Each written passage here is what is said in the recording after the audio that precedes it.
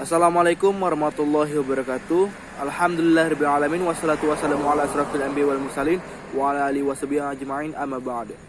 Yang terhormat kepada Bapak Mutamasyikin Mkom selaku dosen pengampu kami dari mata kuliah pengantar bisnis dan manajemen serta penonton yang dilindungi oleh Allah SWT. Baiklah, perkenalkan, nama saya Rizky Adi Putra. Sini saya sebagai moderator dari kelompok 3 yang beranggotakan 4 orang. Yang pertama Rizky Adi Putra, saya sendiri. Yang kedua ada Atika Masyanti, yang ketiga ada Farid Hussein, yang keempat ada Revika Virginia. Di sini kami telah berdiskusi tentang perusahaan yang menggunakan CSR baik. Di sini kami mengambil PT Telkom Indonesia Persero. Untuk profilnya, PT Telkom Indonesia Persero ini didirikan pada 6 Juli 1965. Pemisahan dari PN Pos dan Telekomunikasi. Sebelumnya perusahaan negara telekomunikasi pada tahun 1965 sampai 1974, perusahaan umum telekomunikasi Prumtel pada tahun 1974 sampai 1991. PT Telekomunikasi Indonesia Persero Tbk yaitu 1991 sampai 2002 saat ini. Jenis perusahaan ini, perusahaan Persero terbuka perusahaan negara atau perusahaan umum antara 1965 hingga 1991. Untuk industri telekomunikasi dan informasi, kantor pusatnya berada pada Jakarta, Indonesia. Toko kuncinya yaitu Ririk Ardiansyah atau itu direktur utama.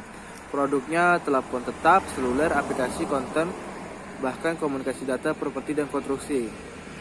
Untuk pemiliknya yaitu pemerintah Indonesia sebesar 52,09%. Untuk selanjutnya akan dilanjutkan oleh anggota saya. Baik, di sini saya akan menjelaskan tentang visi, misi, dan tujuan. Visi, Telkom mengembangkan visi CSR perusahaan, yakni menjadi leader dalam mengimplementasi program CSR di Asia. Misinya, misi yang telah ditetapkan Telkom untuk mencapai visi CSR adalah cause promotion, cause related marketing, corporate social marketing, corporate philanthropy, community volunteering, social responsible business practice. Tujuan, Telkom memiliki tujuan mendukung keberlangsungan bisnis perseroan dengan melaksanakan pembangunan yang berkelanjutan di bidang ekonomi, sosial, dan lingkungan yang melibatkan karyawan Telkom Group dan masyarakat. Dengan berlandaskan pada 3 pilar utama, yaitu triple bottom line, yaitu planet, people, dan profit. Yang pertama yaitu planet, ikut mempertimbangkan dan menjaga kelestarian alam dan lingkungan dalam setiap kegiatan operasional. Kedua, people, menciptakan SDM yang andal dalam melakukan pemberdayaan masyarakat melalui community development. Yang ketiga, yaitu terakhir, profit, tidak hanya mengejar profit, namun diharapkan juga memberdayakan ekonomi masyarakat di lingkungannya. Manfaat CSR PT Telkom Persero Tbk. Dengan menjalankan CSR, tentunya banyak memberikan manfaat bagi berbagai pihak. Di antaranya, yang pertama itu meningkatkan citra positif dan memperkuat brand perusahaan di mata publik.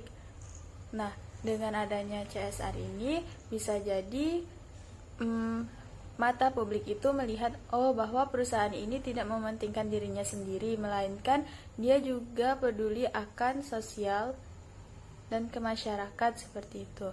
Yang kedua, dapat membuka kesempatan kerjasama baru antara perusahaan dan pihak lain.